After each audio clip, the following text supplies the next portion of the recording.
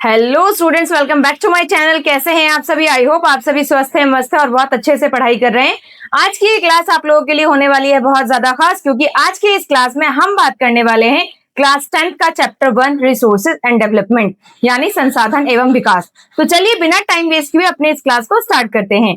जैसा कि आप सभी स्टूडेंट को स्क्रीन के ऊपर दिखाई दे रहा होगा, आज हम पढ़ने वाले हैं क्लास 10 ज्योग्राफी, इसका chapter first resource and development. इस चैप्टर को स्टार्ट करने से पहले अगर हम इसके थीम की बात करते हैं संसाधन एवं विकास, तो संसाधन क्या होता है? अगर हम सिंपल से सिंपल लैंग्वेज में बात करें तो संसाधन या रिसोर्सेज वो सारी वस्तुएं या फिर वो सारी चीजें हैं जो आपकी जरूरतों को पूरा करती है, यानी आपकी नीड को फुलफिल करती है और जिसका यूज करने के बाद आप सेटिस्फाइड होते हो, आप संतुष्ट होते हो, उसको संसाधन कहा जाता है। आपके आसपास जितनी भी चीजें हैं जो आपकी जरूरतों को पूरा कर रही है, वो सारी चीजें जो है संसाधन या फिर रिसोर्सेज कहलाती है। अब हम इसको थोड़ा टेक्निकल फॉर्म में पढ़ते हैं और अब हम चलते हैं अपने स्टडी मोड में। ठीक है, सबसे पहले जो आपका क्वेश्चन है या फिर सबसे पहले हम टॉपिक की बात करते हैं, वो है आपका व्हाट इज रिसोर्सेज, यानी संसाधन क्या है। तो आपके एनवायरमेंट में जितनी भी वस्तुएं मौजूद है, यानी हर एक वस्तु जो आपके एनवायरमेंट में मौजूद है और जिससे रिलेटेड, जिसको यूज करके आप सेटिस्फाइड होते हैं, जो आपकी जरूरतों को पूरा करती है, आवश्यकताओं को पूरा करती है और जिसको यूज करने की टेक्निक का आपको पता है, यानी उसके टेक्नोलॉजी की है जो है एक्सेस टेक्नोलॉजी, यानी ऐसी टेक्नोलॉजी है जो एक्सेसिबल है, जिसको यूज किया जा सकता है। इकोनॉमिकल फीजिबल, यानी आर्थिक रूप से सुलभ है, उसे हम खरीद सकते हैं, उसको यूज कर सकते हैं। और कल्चरल लेवल पर एक्सेप्टेबल, यानी सांस्कृतिक रूप से वो स्वीकार्य है। तो उस वस्तु को या फिर उसे हम क्या कहते हैं? संसाधन या रिसोर्स कहते हैं। कहने का मतलब है वह सारी वस्तुएं जो आपकी जरूरतों को पूरा करती है और इसके साथ साथ उसको यूज करने की हमें टेक्निक भी पता है। इकोनॉमिकल लेवल पर वो फिजिबल है, जिसको हम आसानी से खरीद सकते हैं, यूज कर सकते हैं, जो व्यवहार्य है। और साथ ही साथ कल्चरल लेवल पर, सांस्कृतिक स्तर पर जो है वो आपके एनवायरमेंट में जो यूज की जा सकती है, इको फ्रेंडली है। तो ये सारी वस्तुएं जो क्या कहलाती है? संसाधन या रिसोर्स कहलाती है। इसके बाद हम बात करते हैं इसके एक आप डायग्राम से भी समझ सकते हैं। जैसे ये डायग्राम दिया हुआ है कि जितनी भी रिसोर्सेज आपके पास मौजूद है, उन रिसोर्सेज को यूज कौन करता है? ह्यूमन बीइंग करते हैं। तो जो मानव है हमारा, जो है एक तरह का अंतः क्रिया होती है, या फिर आप देखोगे इंटरेक्शन ट्रांसफॉर्मेशन होता है। जैसे प्रकृति में जो भी वस्तुएं हैं, जो वस्तुएं जो हमारी जरूरतों को पूरा करती है, उसका जो है यूज किया जाता है और फिर इसको यूज करने की टेक्निक का हमें पता होता है। वो सारी वस्तुएं जो है क्या कहलाती है? संसाधन कहलाती है। कहने का मतलब है जो इकोनॉमिकल लेवल पर फिजिबल हो, कल्चरल एक्सेप्टेबल हो और साथ ही साथ जिसको यूज करने की हमें टेक्निक का पता हो, वो सारी वस्तुएं संसाधन कहलाती है। प्रकृति में मौजूद जितनी भी वस्तुएं हैं वो हमारे लिए संसाधन है, प्राकृतिक संसाधन उन्हें हम कहते हैं, जिनका यूज हम अपने डे टू डे लाइफ में करते हैं। इसके बाद आगे बढ़ते हैं। अब हम बात करते हैं क्लासिफिकेशन ऑफ रिसोर्सेस, यानी संसाधनों के वर्गीकरण की बात करते हैं। तो ये पहले काफी ज्यादा डिटेल में दिया हुआ था, लेकिन अब आपका जो है इसकी डिटेलिंग जो है आपके एनसीईआरटी से हटा दी गई है। बस आपको ये पढ़ना है कि इनका क्लासिफिकेशन किस बेसिस पे किया जाता है, कौन कौन से संसाधन होते हैं। On the basis of origin, यानी उत्पत्ति के आधार पर दो प्रकार के संसाधन होते हैं आपके, biotic resources and abiotic resources, यानी जैव संसाधन और अजैव संसाधन। नाम से ही पता चल रहा है आपको, जैव संसाधन यानी बायोटिक रिसोर्सेज जिनमें जीवन पाया जाता है, जैसे पेड़ पौधे हो गए, आपके मनुष्य हो गए, जानवर हो गए, ये सारी चीजें आपकी बायोटिक में आती है। अबायोटिक की मतलब ऐसे रिसोर्सेज या फिर ऐसे संसाधन जिनमें जीवन नहीं पाया जाता, वो सारे आपके अबायोटिक में आते हैं। फिर नेक्स्ट है आपका on the basis of exhaustibility, यानी समाप्यता के आधार पर, यानी संसाधन कैसे जब खत्म हो जाते हैं, खत्म होने के आधार पर इनको दो पार्ट में डिवाइड किया जाता है, नवीकरणीय रिसोर्सेज और अनवीकरणीय, यानी रिन्यूएबल रिसोर्सेज और non renewable resources. Renewable resources या नवीकरणीय संसाधन वो संसाधन होते हैं जिनका एक बार यूज करने के बाद दोबारा यूज किया जा सकता है, पुनः चक्रण किया जा सकता है, इसको रिसाइकल किया जा सकता है। जबकि अनवीकरणीय संसाधन वो संसाधन होते हैं जिनका एक बार यूज करने के बाद दोबारा यूज करना पॉसिबल नहीं है। फॉर एग्जाम्पल कोयला, पेट्रोल, ये सारे वो संसाधन है जिनका एक बार यूज करने के बाद ये समाप्त हो जाते हैं, इनका दोबारा यूज करना पॉसिबल नहीं है। तो इनको हम नॉन रिन्यूएबल रिसोर्सेज या अनवीकरणीय संसाधन कहते हैं। नेक्स्ट है आपका on the basis of ownership, यानी स्वामित्व के आधार पर। स्वामित्व के आधार पर यानी मालिकाना हक के आधार पर संसाधन को हम तीन से चार कैटेगरी में डिवाइड करते हैं। जैसे आपका है इंडिविजुअल रिसोर्सेज, यानी व्यक्तिगत संसाधन, ऐसे संसाधन जिसपे किसी एक व्यक्ति या किसी एक समूह का स्वामित्व होता है, मालिकाना हक होता है। दूसरा है कम्युनिटी बेस्ड रिसोर्सेज, ऐसे संसाधन जिसके ऊपर किसी समुदाय का, पूरी कम्युनिटी का जो है ऑनरशिप होती है। तीसरा है आपका राष्ट्रीय संसाधन है, नेशनल संसाधन, नेशनल रिसोर्सेज, ऐसे रिसोर्सेज जिसपे किसी देश का या नेशन का जो है ऑनरशिप होती है। अंतरराष्ट्रीय रिसोर्सेज ऐसे रिसोर्सेज जिसपे इंटरनेशनल लेवल पर ऑनरशिप होती है उसको हम अंतरराष्ट्रीय संसाधन या इंटरनेशनल रिसोर्सेज कहते हैं। नेक्स्ट है हमारा on the basis of status development, यानी विकास की स्थिति के आधार पर संसाधन। इसमें हम संसाधन को 4 पार्ट में डिवाइड करते हैं। पोटेंशियल रिसोर्सेज यानी संभावित संसाधन, ऐसे संसाधन जिनके पोटेंशियल का पता है कि ये एक संसाधन के रूप में हम यूज कर सकते हैं लेकिन फिलहाल हम उसका यूज नहीं करें। विकसित संसाधन यानी डेवलप रिसोर्सेज, ऐसे रिसोर्सेज जिसका आज के टाइम पीरियड में यूज किया जा रहा है। फॉर एग्जाम्पल आप कह सकते हो जैसे सोलर पैनल लगा करके हम जो सूरज की रोशनी है यहाँ पे जो सोलर एनर्जी है उसका यूज कर रहे हैं, विंड एनर्जी का यूज करें, तो ये सारे आपके डेवलप्ड रिसोर्सेज के एग्जांपल हैं। फिर है स्टॉक रिसोर्सेज, यानी ऐसे संसाधन जिनका फ्यूचर में यूज करने के लिए जो है भंडारण करके रखा गया है। नेक्स्ट है आपका रिजर्व रिसोर्सेज, यानी आरक्षित संसाधन जिनको रिजर्व करके रखा गया है, ऐसे रिसोर्सेज को हम आरक्षित संसाधन या रिजर्व रिसोर्सेज कहते हैं। इसको आपको बहुत डिटेल में नहीं पढ़ना है, बल्कि सिर्फ और सिर्फ उसकी कैटेगरी को डिफाइन करना है और इनके अलग अलग बेसिस पे किस तरह इनको डिवाइड किया गया है, बस आपको ये जानना है। यही इंपॉर्टेंट है आपके बोर्ड के एग्जाम के पॉइंट ऑफ व्यू से, इसलिए मैंने आपको उसी के हिसाब से ये समझाया है। इसके बाद हम बात करते हैं the crisis of indiscriminate use, यानी अंधाधुंध उपयोग के संकट। आप सबको पता है कि प्रकृति में जितने भी संसाधन हमारे पास मौजूद है वो सारे संसाधन हमारे पास सीमित है। अगर जरूरत से ज्यादा उसका यूज करेंगे तो एक टाइम पीरियड ऐसा आएगा कि ये संसाधन हमारे पास मौजूद नहीं होंगे, और अगर लगातार इनका यूज किया जाए, इनकी प्लानिंग ना की जाए, जरूरत से ज्यादा इसको वेस्ट किया जाए तो बहुत सारी प्रॉब्लम्स का हमें फेस करना पड़ सकता है। जैसे पहला है depletion of resource to satisfy individual greeds, यानी कुछ व्यक्तियों की लालच को पूरा करने के लिए संसाधन का क्षय। यानी कई बार क्या होता है कुछ लोगों के हाथों में ही संसाधन जो है बहुत सारे होते हैं और बहुत सारे लोगों के हाथों में संसाधन बहुत कम होते हैं। ऐसे में कई बार संसाधनों का मिसयूज होता है या फिर जरूरत से ज्यादा यूज होता है, जिसकी वजह से है उसके संकट या फिर प्रॉब्लम क्रिएट हो जाती है, शॉर्टेज होना शुरू हो जाता है। Accumulation in a few hand creating rich poor inequality, यानी जब संसाधन को कुछ लोगों के हाथों में ही रखा जाता है, कुछ लोगों के पास संसाधन होता है, समाज का एक बहुत बड़ा वर्ग है जिसके पास संसाधन नहीं है, कुछ लोग जो है उनके पास संसाधन यानी सारे रिसोर्सेज मौजूद है, जरूरत की सारी चीजें मौजूद है। तो ऐसे में समाज जो है वो 2 पार्ट में डिवाइड हो जाता है, अमीर गरीब यानी रिच एंड पुअर में। तो ऐसे में जो है इनइक्वल डिस्ट्रीब्यूशन जो है ये समाज में एक तरह की जो है डिस्क्रिमिनेशन को, भेदभाव को पैदा करता है, एक गैप ले आता है जिसमें अमीर और गरीब के बीच में या रिच एंड पुअर के बीच में जो गैप है वो बहुत ज्यादा बढ़ जाता है। नेक्स्ट है global ecological crisis like global warming, ozone depletion, pollution, land degradation. यानी अगर लगातार हम संसाधन का यूज करेंगे तो इससे क्या होगा, हमारा जो एनवायरमेंट है, पर्यावरण है, ये डिसबैलेंस्ड हो जाएगा और इसमें वैश्विक स्तर पर हमें संकट का सामना करना पड़ सकता है, जिसमें एक एग्जाम्पल है आपका ग्लोबल वार्मिंग। इसके अलावा जो ओजोन लेयर है उसमें जो है डिप्लेशन हो सकता है, पॉल्यूशन बहुत ज्यादा बढ़ सकती है, लैंड जो है वो डिग्रेड हो सकती है, लैंड पॉल्यूशन हो सकता है, इसके अलावा भी बहुत सारे प्रॉब्लम्स क्रिएट हो सकती है। इसलिए जितने भी संसाधन या रिसोर्सेज हमारे पास मौजूद है उनका हमें अकॉर्डिंग टू नीड, जरूरत के अनुसार ही प्रयोग करना चाहिए और उसकी प्लानिंग करनी चाहिए, उसका नियोजन करना चाहिए। तो आई थिंक समझ में आप लोगों को अच्छे से क्लियर हो गया होगा। अब हम बात करते हैं सस्टेनेबल डेवलपमेंट की, यानी सतत विकास, यानी धारणीयता का विकास कह लीजिए, सतत पोषणीय कह लीजिए, सतत विकास कह ले। इसका मतलब यह है कि पर्यावरण को नुकसान पहुंचाए बिना जितने भी रिसोर्सेज हमारे पास मौजूद है उसका वर्तमान में इस तरह यूज करना कि फ्यूचर में आने वाली जनरेशन भी उसका यूज कर सके, उससे अछूती ना रहे। समझ में आया? यानी जो भी रिसोर्सेज हमारे पास मौजूद है उनका इतनी सावधानी से प्रयोग करना कि हमारी जो आने वाली जनरेशन है वो भी उसका यूज कर सके, फ्यूचर की जो पीढ़ियां हैं, भविष्य की जो पीढ़ियां हैं वो भी उसका यूज कर सके बिना उनसे समझौता किए। समझ में आया?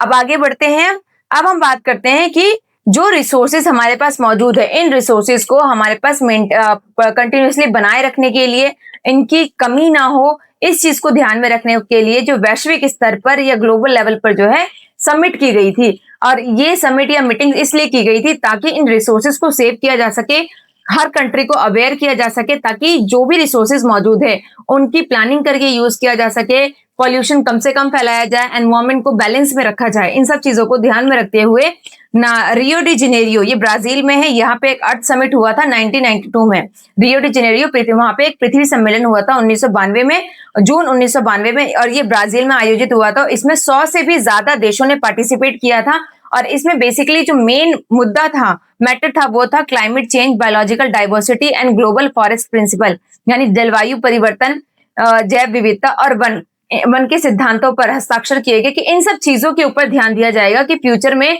जो क्लाइमेट चेंज हो रहा है, जो ग्लोबल वार्मिंग हो रही है, जो पॉल्यूशन बढ़ रहा है, इन सब चीजों से किस तरीके से कंट्री को जो है सेव रखा जा सके, पर्यावरण को बैलेंस में रखा जा सके, इन सब चीजों पे, इन सब मैटर्स के मुद्दों के ऊपर लोगों का ध्यान आकर्षित करने के लिए, लोगों के बीच में अवेयरनेस फैलाने के लिए जो है ये अर्थ समिट रखी गई थी। इसके अंतर्गत ही जो है एक एजेंडा 21 लाया गया था। Agenda 21 very very important for your exam, इसे स्टार मार्क कर लीजिए। एजेंडा 21 की बात करते हैं तो ये रियो UNCED ने इसे अपनाया था। इसका ऑब्जेक्टिव की बात करते हैं, उद्देश्य क्या था, तो इसका ऑब्जेक्टिव था कि वैश्विक सहयोग से पर्यावरण क्षति, गरीबी और रोगों से मुकाबला। कहने का मतलब है कि वर्ल्ड लेवल, वैश्विक स्तर पर जो है एनवायरमेंट को डैमेज करने वाली चीजों से एनवायरमेंट को बचाना, एनवायरमेंट को बैलेंस में रखना, पर्यावरण को संतुलन में रखना, साथ ही साथ जो बहुत सारी बीमारियां जो फैल रही है उससे जो है राष्ट्र को, देश को बचाना, और ग्लोबल लेवल पर जो है सभी देश जो है मिलकर इसमें कॉपरेट करें ताकि जितने भी देश हैं हर एक देश में जो है ग्रीनरी लाई जा सके, इकोसिस्टम अच्छा किया जा सके, क्लाइमेट चेंज वाली जो प्रॉब्लम है उसको सॉल्व किया जा सके, एनवायरमेंट को बैलेंस में रखा जा सके। तो इसके लिए अवेयरनेस प्रोग्राम चलाए जाए, देश में बड़े लेवल पर लोगों को अवेयर किया जाए, इसके लिए अर्थ समिट रखी गई थी। इसमें मुख्य रूप से जो की मैंडेट थे यानी स्थानीय निर्देश थे, प्रमुख निर्देश दिए गए थे कि जो लोकल लेवल की गवर्नमेंट है वो इस एजेंडा 21 को तैयार करेगी। इसमें बात की गई थी कि क्लाइमेट चेंज से रिलेटेड जो है सीरियस मैटर है, इसके ऊपर ध्यान दिया जाए,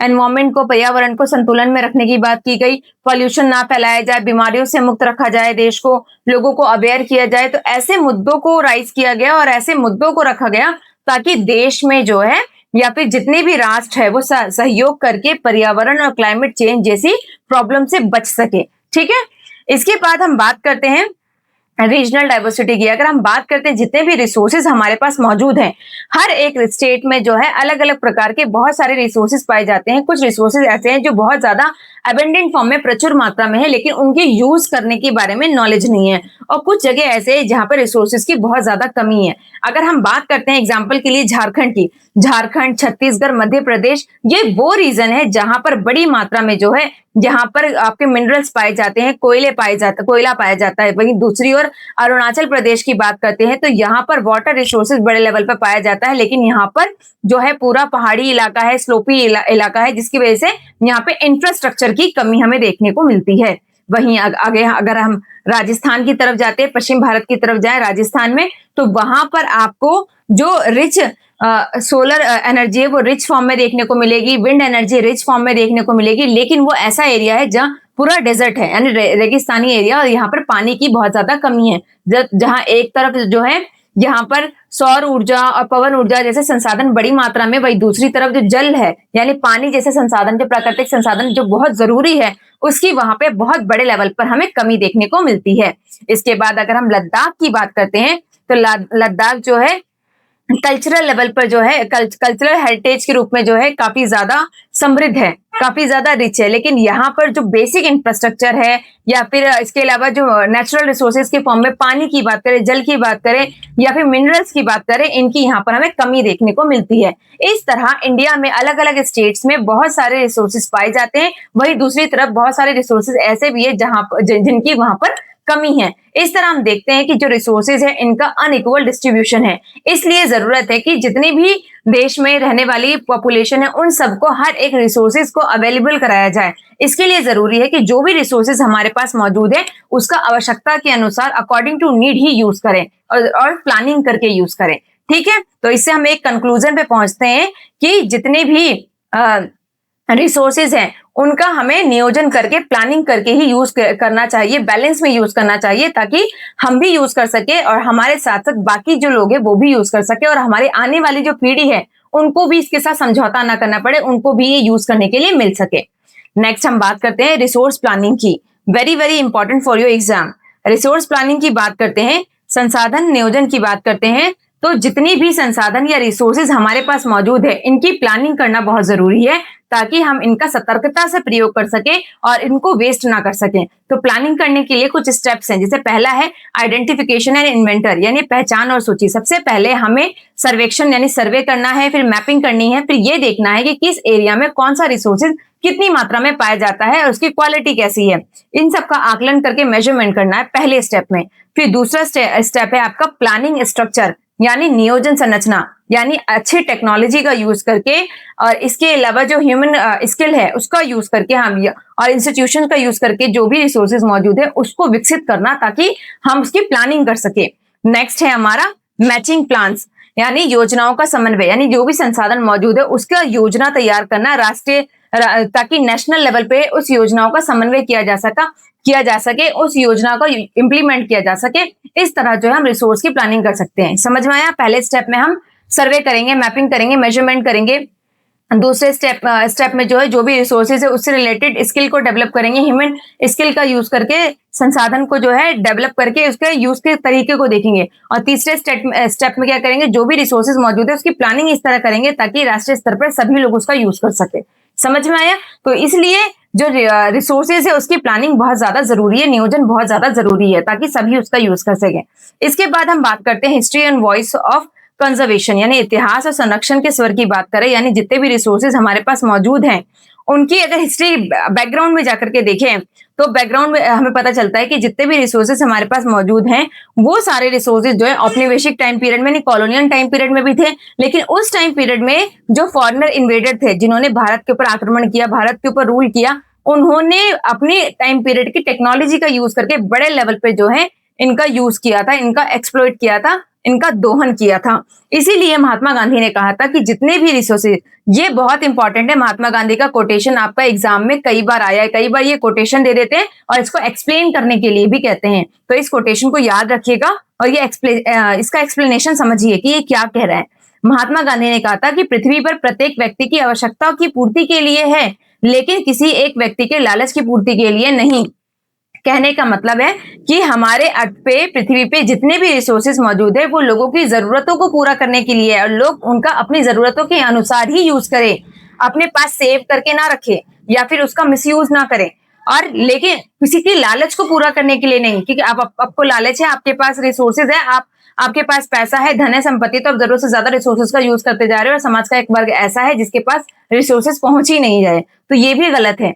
तो महात्मा गांधी का मानना था कि जितने भी रिसोर्सेज मौजूद है वो हमें अपनी आवश्यकता के अनुसार ही यूज करना चाहिए, ना कि उसको जो है मिसयूज किया जाए या समाज में एक वर्ग जो है वो जिसके पास पैसे हैं, अवेलेबिलिटी है, तो वो रिसोर्सेज को ज्यादा से ज्यादा यूज करे और दूसरा वर्ग जो है उसको यूज करने से वंचित रह जाए। ऐसा भी नहीं होना चाहिए, ठीक है। इसलिए ये कोटेशन महात्मा गांधी ने, या ये लाइन महात्मा गांधी ने बोली थी। इसी चीज को ध्यान में रखते हुए अगर हम बात करते हैं रिसोर्सेज के डेवलपमेंट के, रिसोर्सेज की प्लानिंग के और साथ ही साथ पर्यावरण को साफ सुथरा रखने की, बैलेंस में रखने की, तो इसकी शुरुआत 1968 में हमें देखने को मिलती है। 1968 में क्लब ऑफ रोम जो है सबसे पहले पर्यावरण की तरफ इन्होंने ध्यान आकर्षित किया, पर्यावरण को संतुलन में कैसे रखा जाए, किस तरह पोल्यूशन को खत्म किया जाए, क्लाइमेट चेंज जैसे मुद्दों से बाहर आ जाए, इन सब सारे मैटर्स की ओर ध्यान दिया। इसी टाइम इसके कुछ समय के बाद 1974 में E.F. सुमेशर, वेरी वेरी इंपॉर्टेंट, एक मार्क में ये पेपर में आया हुआ भी है लास्ट टू लास्ट ईयर।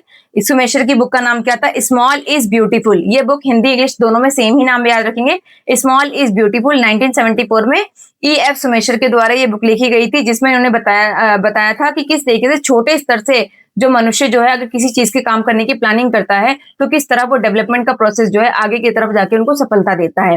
तो ये काफी इंपॉर्टेंट है। इसके बाद 1987 में ब्रुटलैंड रिपोर्ट की बात करते हैं। इस ब्रुटलैंड रिपोर्ट में भी जो कॉमन फ्यूचर्स के लिए जो कॉमन फ्यूचर की बात की गई थी, इसमें बात की गई थी किस तरीके से एनवायरमेंट को बैलेंस में रखा जा सकता है, पर्यावरण को संतुलित किया जा सकता है, प्रदूषण से बचा जा सकता है। इसी के साथ साथ जो है 1992 में आपका रियो डी जेनेरियो में एक अर्थ समिट होता है, जो हमने इससे पहले पढ़ लिया है, जिसमें पर्यावरण को संतुलन में रखने की, क्लाइमेट चेंज होने से होने वाली जो प्रॉब्लम है, इन सबसे कैसे अवेयर किया जा सके, हर एक देशों का कैसे कॉपरेशन किया जाए, इन सबको लेकर के अर्थ समिट की गई थी और फिर 21 एजेंडा फिक्स करने की बात की गई थी। तो आई होप आपको ये पूरा अच्छे से क्लियर हो गया होगा, ठीक है।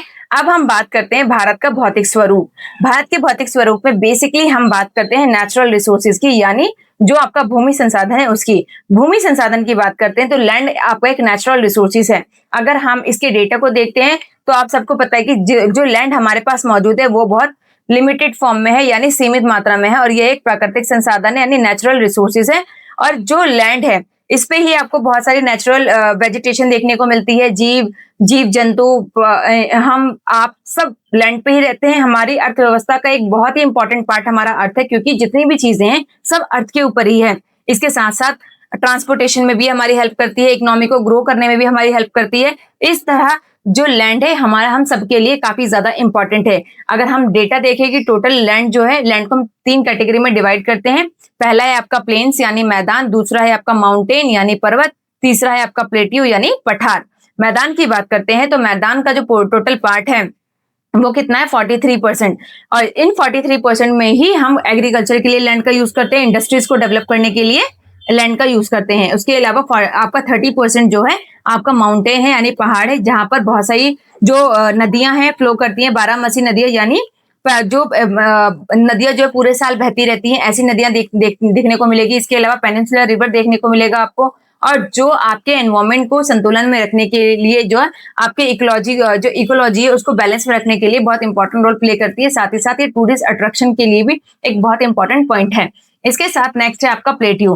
प्लेट्यू की बात करते हैं तो जो हमारी लैंड का 27% पार्ट जो है वो आपका प्लेट्यू यानी पठार है, और जिसमें बहुत प्रचुर मात्रा में मिनरल्स पाए जाते हैं। और ये जो है साथ ही साथ जो है यहाँ पर आपको बड़े लेवल पर जो है फॉरेस्ट भी देखने को मिलते हैं। तो ये आपके लैंड की कैटेगरी थी, जिनको हम 3 पार्ट में डिवाइड करते हैं। इसके बाद हमारा है नेक्स्ट भूमि का उपयोग और वर्गीकरण। यहां से मैं आपको कल की क्लास में बताऊंगी, क्योंकि चैप्टर जो आपकी वीडियो ज्यादा लंबी हो जाएगी तो आप बहुत बोर हो जाओगे और आपको समझ में भी नहीं आएगा। इसलिए अब हम इसका जो सेकंड पार्ट है, यहाँ से यूज ऑफ लैंड यानी जो भूमि का वर्गीकरण है, यहाँ से हम कल की क्लास में पढ़ेंगे। तो आप लोग भी पढ़कर आइएगा और जहां तक मैंने पढ़ाया है उसको अच्छे से रिवाइज करके आइएगा, ताकि जब मैं पढ़ाऊं तो आपको आगे की जो चीजें हैं वो अच्छे से क्लियर हो जाए, कॉन्सेप्ट भी आपका क्लियर हो जाए। तो चलिए मिलते हैं नेक्स्ट वीडियो में, तब तक के लिए बाय बाय, टेक केयर।